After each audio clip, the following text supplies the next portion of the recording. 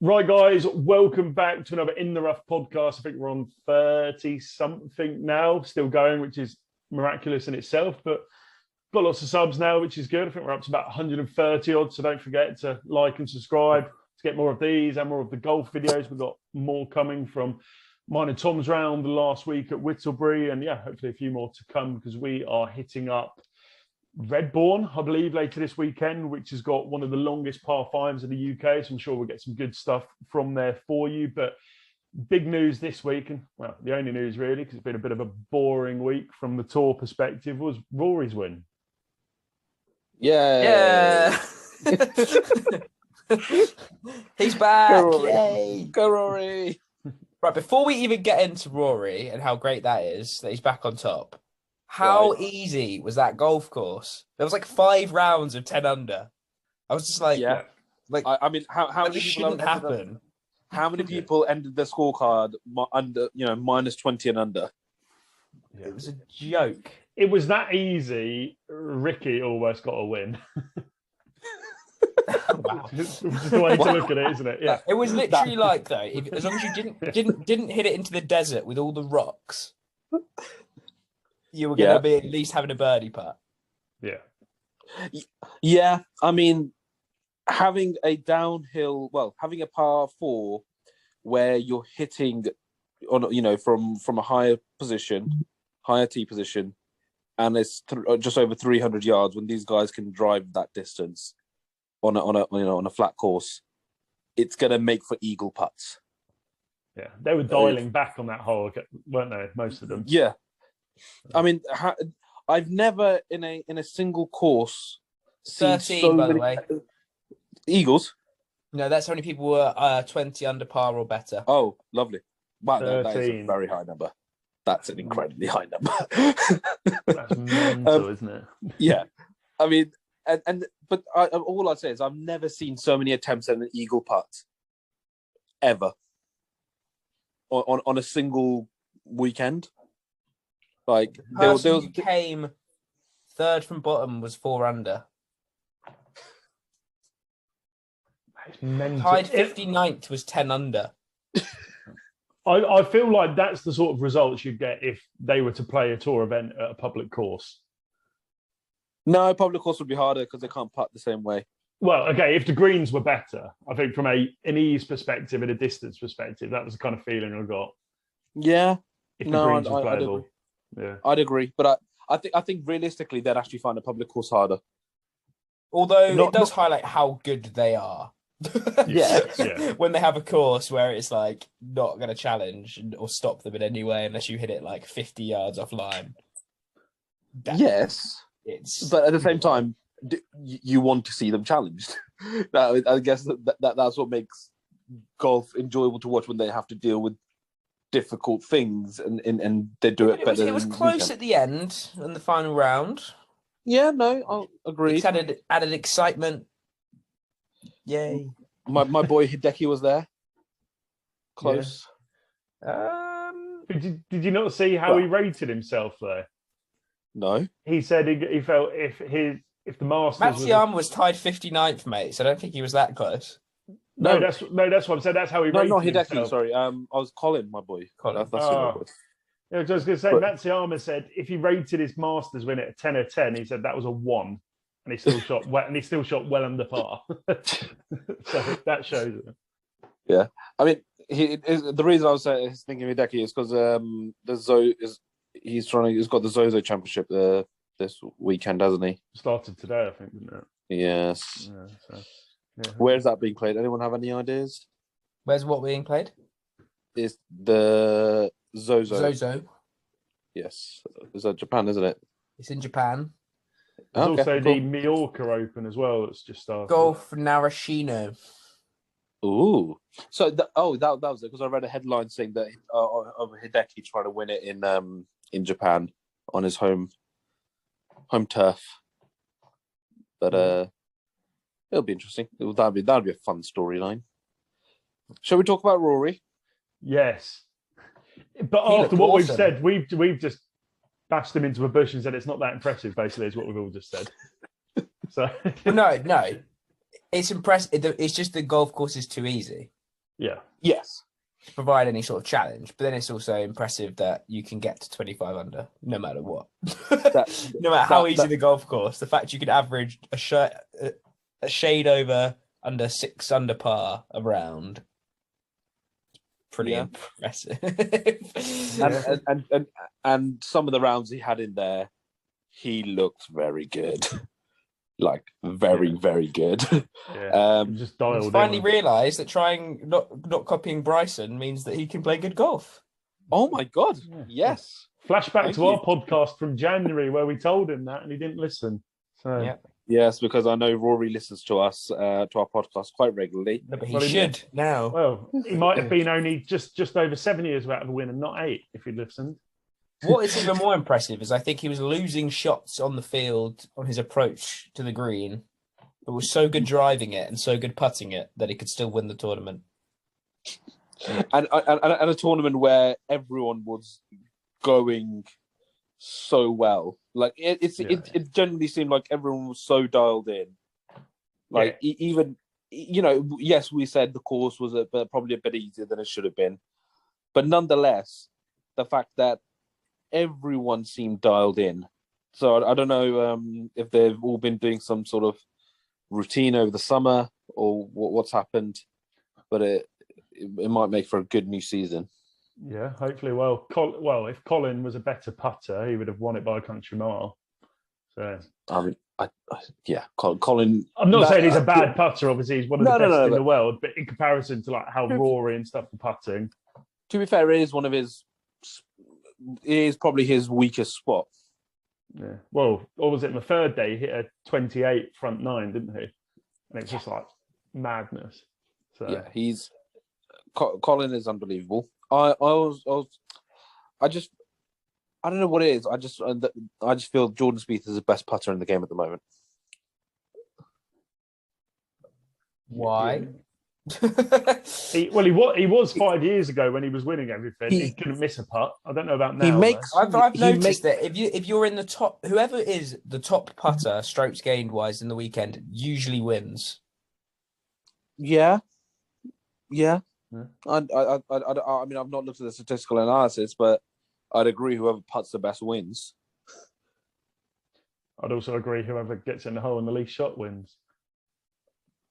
Thank you, Seb, for that insightful summary of what the game of golf is. No, well, I think, like I said, it's always the way, isn't it? Though whoever putts best normally wins 9 times out of 10. So. But circling back, it's just Jordan Spieth makes putting exciting. Yeah. Well, I think more if you had an audacious. Does he? Like what? Yeah. How does he make putting exciting? As in, no matter how far away he is from the hole, he's going to get it close. As in, it's going to be on. Because the thing is, sometimes you see these players get it on the green, and you think, okay, that's. They're not going to get. There's no way they get it in off that first putt. It's going to be a 2-putt, right? With Jordan, you've always got that chance of he might do it though. He might do it, and every now and again he does it. No, I feel like it's more like with chipping. Yeah, I love it. It's more like chipping. You're like always like he just makes so many more than everyone else. So it's obviously a skill in that, but. He's not putted well like that well for like 6 years. Yeah. Has Rory changed anything? Since he's in his win. Mind. Yeah, he's reverted back, isn't he? So yeah. Well, I did see one of his coaches said he dialed down his iron play slightly. Right. That's the only has he changed anything like anything is about his clubs or anything like that as well? I'll be more interested to see him play a more competitive course and a competitive field, though, to actually see what. It's quite a competitive field. It feels, yeah. Yeah, but I mean, of course, because the course was so fair to them and everybody played so well. It's hard then to identify where he did better because everybody did well. Yeah, but then he's just better overall. Yeah, no, it was. But, it's hard to pick out an individual point though where he's obviously improved, other than the mental side. He's driving and putting. He's driving it 20 yards further than everyone else, and he putted it about 4 strokes. No, but we know he can drive it 20 yards past everyone else, with the exception of Bryson potentially. This is putting. If he puts well, he's not going to lose. Yeah, Will very rarely be outside of a top 10 because he's going to. He made like the 4th most birdies on tour last year. And he was not playing well. It's just the fact he made however many bogeys because he couldn't putt or chip or approach. Yeah, but and you can putt and save a lot of strokes than that. You cover up a lot of sins. And I think as well, you say about the field with Colin chasing him down to win by 1 with a final round of 66. It does show that mental strength. That I think at times can be lobbied against Rory that he lets us slip. Yeah. Well, I'd like to see Ricky Fowler come back and win one now. That'd be good for golf. I think. I want to see him win at Phoenix. That's it. Yeah. I think that was a good chance for him because I think it's not like Spieth where Spieth slowly built up lots of momentum to get back to a good stage. That's the first time Ricky's been in contention for a long time. 2 years or something. Yeah, so I don't know if is that the start of it or was that just a one-off good weekend? Unfortunately, I mean I want to be proven wrong because I really liked what Ricky brought to the game, but I don't think it's got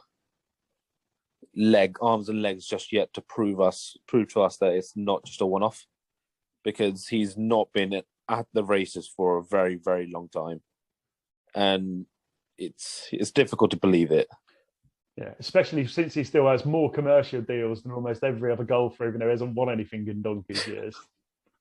He's made like 54 million or something in his career, or something ridiculous. What's mad is the amount of endorsements and sponsorships. Like, he's still the main face for half the brands, and he's like, I don't know it's why. What happens when you wear funky clothing. Yeah, just wear color. It's when you break boundaries. You wear colorful clothing on a golf course. All of that stuff. That's not seeing him through at the moment, isn't it? But he doesn't wear as much now, though, as he used to, though, does he? He's a bit more subdued. But you can't get away with it if you're not winning, can you? Or if you're not playing at that level. Plus, he's like 30 odd now, so he's got a kid on the way.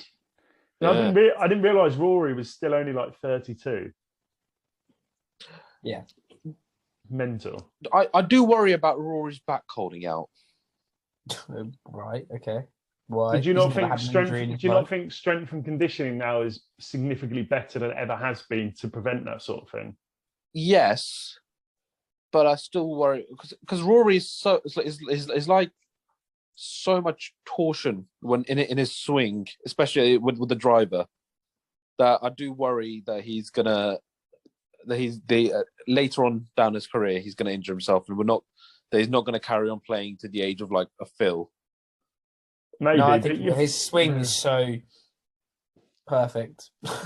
Yeah, but you look at Dustin Johnson. Dustin Johnson's late 30s now, and he's still got unbelievable rotation and torque in his swing, and he's taller as still well. Driving it over 300 yards, and he's 50. No, but that's what I mean. I but Phil, I never felt that Phil has the exact same level of tension that Rory puts his body through, because he is for a I would argue he puts his body through more tension than Rory does. Really? Yeah, because he's having to force it a bit more. Rory's so natural in how he moves and swings a golf club, and the natural speed and power, whereas Phil's having to overswing to get the power. And I think Rory's quite short as well, so he's got much more compact swing, which will help with that. I mean, it's not compact. Yeah, but in comparison to people that are almost a foot taller than him. Yeah. No, but that's why I worry, because he is shorter. To get the distances, there has to be so much more. That's all in his hips and how he's naturally. It's like a natural thing. It's not like it's his body. It's his body makeup. Yeah. Well, side note, talking of distances, though, what about the changes to shaft length they're going to implement? I don't care. No one uses a longer shaft apart from Two Phil. people. Phil and I mean, Bryson. Is it? Does Bryson use it occasionally? I think he's used it once. Yeah. No, he said he was gonna use it, but he didn't. Okay, yeah. So I know it's definitely Phil. I wasn't sure if there was anybody else. But, No. But the thing is, no one uses the maximum shaft length now, so it doesn't make a difference. Well, not on the tour, but then if you're using it as a rule for local competitions, it restricts the average amateur if they want to give it a go, I suppose. And if it was only Phil using it on tour, the guy only competed at like 4 events in the whole season. Like, let him be. Why change it for one person? I think they've got other rules that they could focus on, like letting you have a free drop if you hit it in a divot on a fairway or something like that. Or just move it out the divot. Anything. A free drop out of a divot, yeah. That's what I just said. No, but a free drop implies, you being able to move it within a certain distance as you would when you. So dropping it out of the divot. You're trying to explain because you realise you just said the exact same thing as me. No, when you say free drop, normally it means within 2 driver lengths essentially. You can't be having that if someone's hitting on a fairway. They move 2 driver lengths forward or 2 driver lengths back. You don't move it forward or backwards. You move it, and it doesn't make a difference, really, does it? A driver length. Yeah, but the ruling is you move it sideways, so you're not changing your distance into the hole. Well, technically you can because it's just to the nearest. Well, when you get a drop, it's the nearest. Yeah, I don't really think 2 or 3 yards is going to change that much. Especially since they've got rangefinders now. They can do what they want. So, but I don't. They've never done it. Why? And divots have always been an issue. Why would they go about it now? Yeah, because it's a stupid rule that needs. Change. I'm not saying it's not, but I'm saying divots are probably. But I'm just saying it's changing stupid rules like that. it's like you also can't. Isn't it that you also can't repair a spike mark technically? But you can if it's in the line of your ball. You can now. They changed that. When did they change that? After Justin Thomas chipped over a spike marking in the hole and then was like, why did I have to chip it, you stupid rule? Yeah. It was quite impressive, though. Yeah, it was, yeah.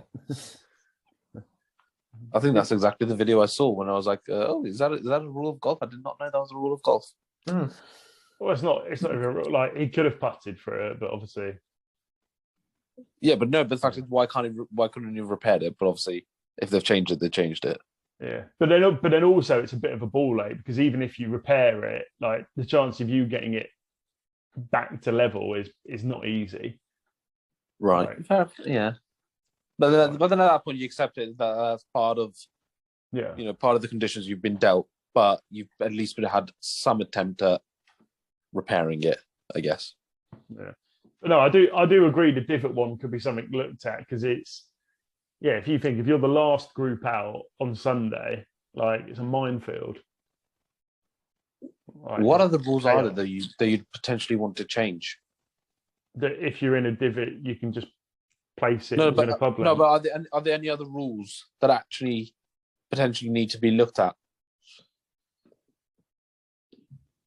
Tom?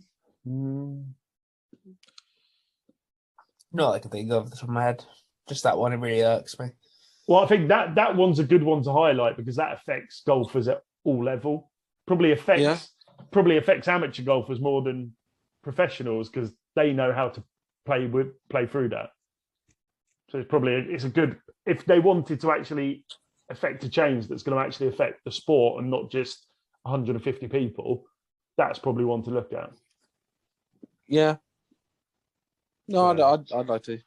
I'd concur with that point. Yeah. Other than that, I reckon they should allow lasers on the putters. Something. That would be cool. Yeah. So, although I wouldn't want to be paying for the putter that has a laser until it is very, very easy to acquire, shall we say? Because you can only imagine if they're charging £500 for a putter now. Yeah. How much they would charge if they put a bloody laser on it? Yeah. Or I would say the only other one I'd want for amateur golf is you can clean mud off your ball on a fairway.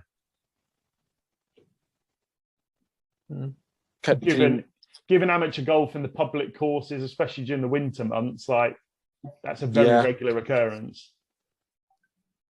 Yeah, if your ball gets absolutely caked. Yeah, and then you've still got to play it. Yeah, which would never happen at a tour level for obvious reasons because the course because you don't get mud balls. You don't get mud balls. They just have whenever it's that wet, they just do pick and place. Yeah, but you still can't clean the ball, can you? Yeah. Yes. Can only you? Not in pick and place. I don't think you can. Yeah, they can clean it. So, for example, if it's on the fairway, not in the rough. No, but what I'm thinking of is what Seb said. I remember we played what was that course? Whittlebury. We played that side of Bedford. Whittlebury. No, why Boston? Not why Boston. The one before the christening. Oh, I can't remember the name. I know the one you mean, though. Yeah, but how winter absolutely caked. Every single ball, it would get plugged, so you'd end up with, the ball on one side and absolute mud on the other. What do you do with that? Unless you have a gentleman's agreement that what you're going to do, but at the professional level, what happens if a ball ends up with mud completely on one side? Are they allowed to clean it? They just go, you have to hit it and the mud will come flying off.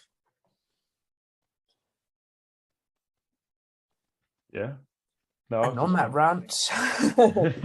No, I think they should consider it. We'll make a point, but there you go. Yes, we'll lobby the PGA. Yeah, we'll let them know. Go on. But we'll round it up there. Thanks for listening, guys. Don't forget to like and subscribe and keep an eye out for the videos coming.